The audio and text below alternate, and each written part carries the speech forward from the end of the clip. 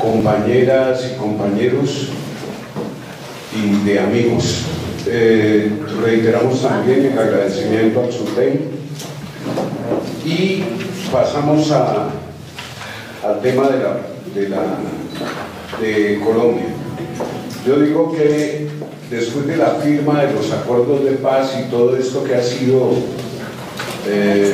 adornado con el otorgamiento del Premio Nobel de Paz al presidente de la República, pues descubrimos nuestras miserias. Y comenzamos porque efectivamente los trabajadores para el segundo mandato del presidente Santos lo apoyamos porque entre la guerra y la paz escogimos la paz, de tal manera que decidimos votar por él y hacer un acuerdo político que no cumplió. Ese acuerdo político que el gobierno no cumplió tenía que ver con reducir, por ejemplo, el gobierno anterior de Álvaro Uribe Vélez había eliminado la jornada nocturna en Colombia. Estableció que en Colombia anochecía a las 10 de la noche, que ahí comenzaba la jornada nocturna, y no como en todo el resto, y como la legislación lo prevía, a partir de las 6 de la tarde. Y Santos ofreció que iba a devolver eso, no cumplió. También a los jubilados, a los pensionados que hoy pagan el 12% de su mesada pensional para la seguridad social, a la par que el gobierno le redujo los aportes a la seguridad social a los empresarios, ofreció que iba a reducir del 12 al 4% a los pensionados y tampoco cumplió. Cuando digo que no cumplió es que inclusive en el Congreso de la República transitaron proyectos de ley que fueron aprobados por el Congreso en favor de esto, pero que el presidente objetó al momento de sancionar esas leyes. Ha incumplido acuerdos con el magisterio, con los estudiantes, a quienes ofreció entregar recursos, más recursos para la educación pública, pero no cumplió acuerdos con los indígenas, con los campesinos, con las dignidades agropecuarias, que son cultivadores de arroz, cacao, papa, etcétera, todo lo que es la alimentación en Colombia, que fue un país de vocación eminentemente agrícola, que todo el mundo conoce que exportamos café, pero en una época exportábamos muchas más cosas, además de tener resuelta la seguridad alimentaria, que hoy por hoy pasa por más de 250.000 de toneladas de alimentos que se importan al país. También hay que decir que los acuerdos de paz inclusive están siendo incumplidos por el gobierno en la medida que a la guerrilla le incumplió en la adecuación de las zonas de Dedales, que era donde los guerrilleros, después de agruparse, se iban a ubicar, y en ese sentido pues se había ofrecido que les iban a entregar unos lugares donde pudieran vivir. La verdad es que vivían mejor antes cuando estaban en plena selva. Ahora en las actuales circunstancias no ha sido así. También hay dificultades para el tema de aprobar una reforma política que tiene por objeto precisamente que después de 50 años de guerra los sectores, dijéramos, más excluidos puedan incursionar en la política y hacer presencia en organismos como el Parlamento colombiano. Hay que decir que hay dificultades con este tema también. Podríamos decir que le ha incumplido a las víctimas, que son el centro del acuerdo de paz, en la medida que inclusive la Corte Interamericana de Derechos Humanos produce sentencias todo el tiempo contra Colombia, ordenan la reparación, pero no hay dinero para eso porque el Ministerio de Hacienda dedica recursos para otros temas, menos para la reparación colectiva, para la reparación individual. Entonces tenemos varios millones de víctimas reconocidos como víctimas, pero que no han recibido absolutamente nada, ni en lo económico, ni en otras situaciones que conduzcan a la reparación. El movimiento sindical colombiano, reconocido como víctima porque pues Colombia puso más de 3.000 dirigentes sindicales muertos en los últimos 20 años, Colombia llegó a ser el campeón, digamos, en eso, y permanentemente era tratado el tema de la OIT. El gobierno expidió una ley, reconoció que había que reparar al movimiento sindical y expidió una ley para eso, pero infortunadamente hemos discutido el cómo, pero no sabemos cuándo se producirá esta reparación colectiva. Por otra parte, en materia de reformas, hablando del tema previsional, se han planteado algunas reformas en materia pensional. La OCDE, un club de países ricos donde está Chile y Colombia, quiere ingresar, tratando de seguir ese camino del neoliberalismo.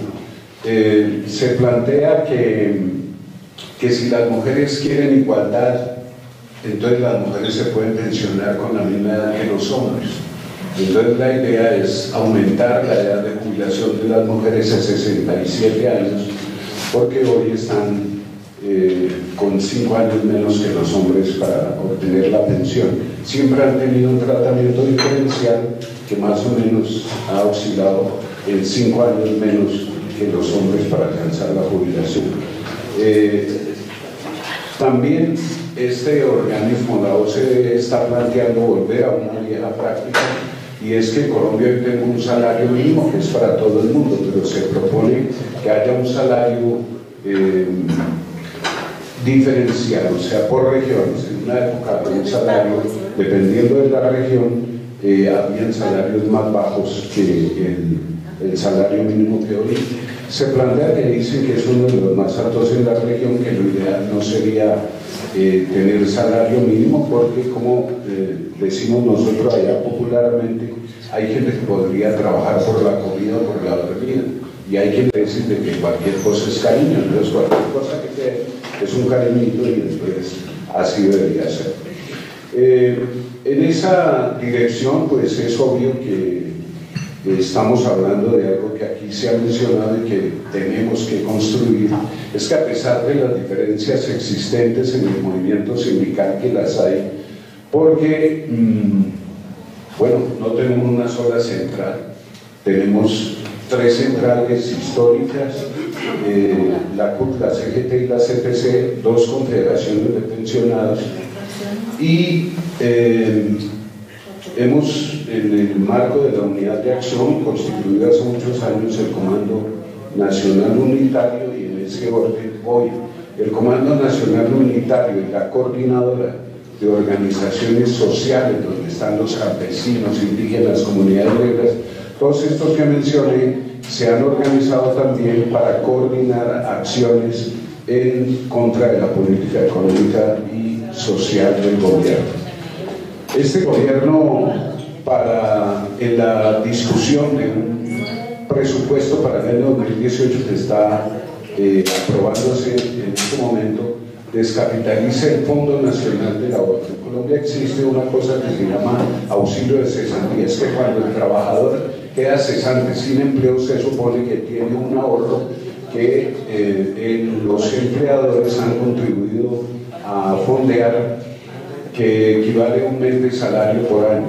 Esa cesantía hoy está en, digamos que la mayoría de los trabajadores estatales está en un fondo que es de naturaleza pública, se llama el Fondo Nacional del Ahorro, que además con estos recursos financia vivienda y educación de los trabajadores. El gobierno acaba de meterle la mano para quitarle 400.000 millones de pesos a ese fondo, e igualmente lo ha hecho con la imprenta nacional en 100.000 millones de pesos. La verdad es que ahora, con esta época digital, ya creen que la imprenta nacional no se necesita, que de manera virtual se pueden publicar las leyes, los decretos.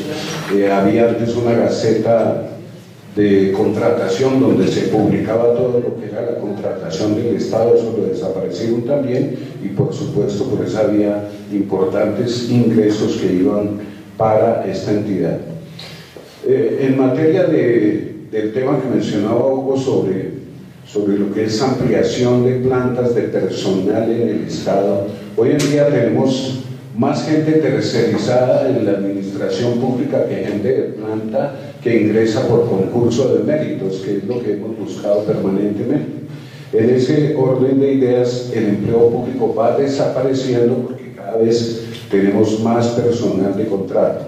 Nosotros hemos planteado un eje central de la negociación colectiva de los empleados públicos en Colombia alrededor de la negociación colectiva, en el sentido de que debe haber ampliación de plantas y que se debe eliminar la tercerización, porque inclusive hay sentencias de la Corte Constitucional que se han pronunciado en contra de la tercerización. Sin embargo, el tema no es fácil porque existen normas que hacen que el presupuesto no puede crecer, y al no crecer el presupuesto más de determinado porcentaje, el resto de gente la contratan supuestamente por inversión.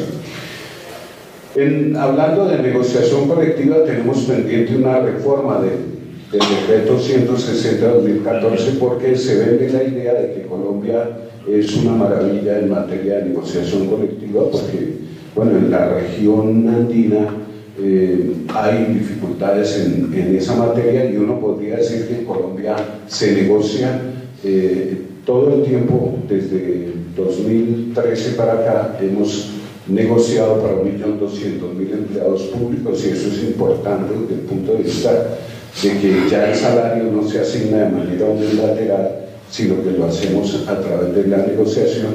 Y hay que decir que por lo menos este año hemos logrado mantener un principio que es de la progresividad, o sea, mantener que el ajuste salarial sea igual a la inflación más un punto por encima de ese índice de prestación, índice de precios al consumidor.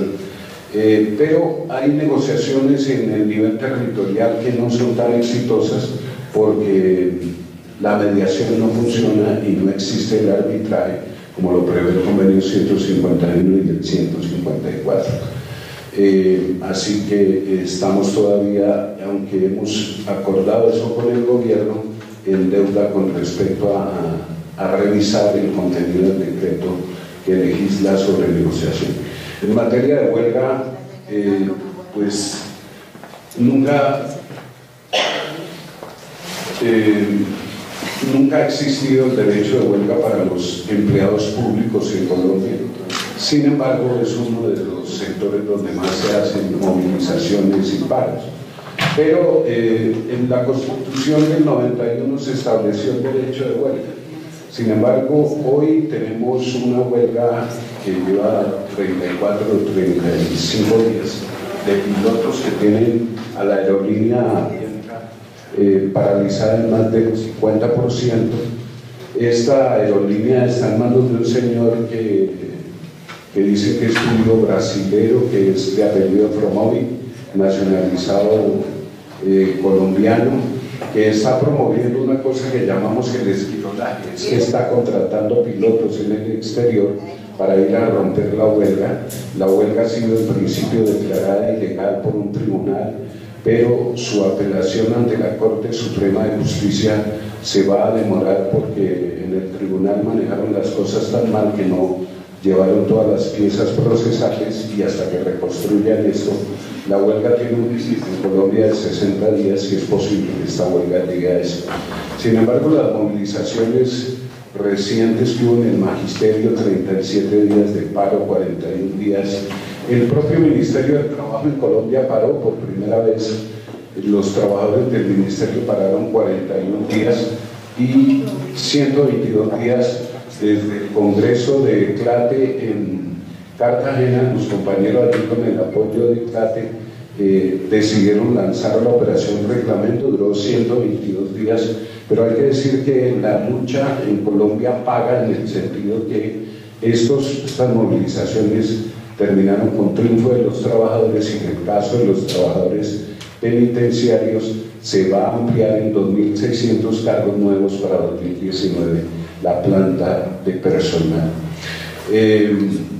Bueno, termino con el tema de la corrupción, que es un mal que tenemos en todos los países de América Latina, esta mañana, y el Caribe. esta mañana veía las noticias aquí, veía el tema de Odebrecht, que es común a todos los países nuestros. En Colombia eso lleva no solo Odebrecht, sino la construcción de una refinería. Se convirtieron en los robos más grandes que se han producido últimamente. Es lo de Reficar, por ejemplo, que es la refinería de Cartagena, equivale a una reforma tributaria que hicieron el año pasado. Si no se hubieran robado ese dinero, no había sido necesario hacer una reforma tributaria que amplió el IVA al 19% y que ha hecho que este año el consumo interno en Colombia ha caído porque la gente simplemente no tiene con qué comprar.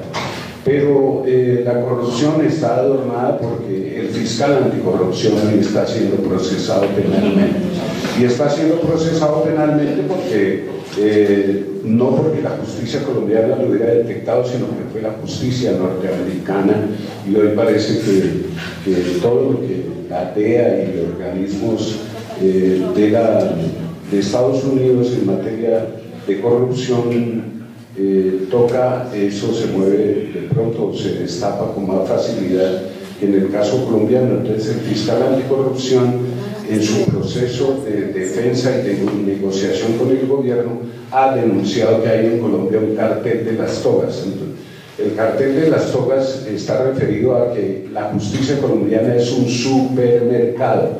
Se compran y se venden fallos, órdenes, autos de detención, procesos penales fundamentalmente que involucran a congresistas, y en ese orden entonces hoy hay varios magistrados siendo procesados penalmente por haber recibido grandes sumas de dinero para impedir encarcelar a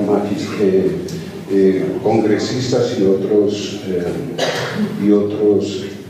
Bueno, termino en el tema migración. Hoy tenemos una gran migración de gente de Venezuela, y entonces hoy también la OCDE dice que esa es una gran oportunidad.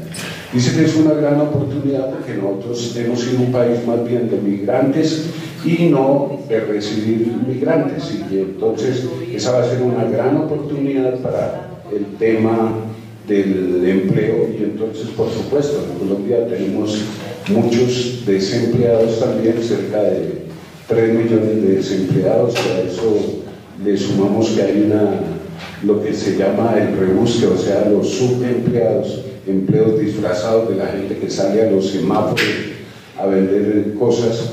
Se ha aumentado con el tema venezolano, y efectivamente, como se ha planteado, pues la gente de Venezuela, cualquier cosa que obtiene por la venta de su fuerza laboral en Colombia le representa significativos ingresos al cambio con la moneda venezolana. Entonces, indudablemente tenemos una fuerte competencia de gente que está dispuesta a trabajar seguramente más que los nuestros y por menos. Ese es un problema complicado que estamos tratando de procesar en los actuales momentos. Gracias.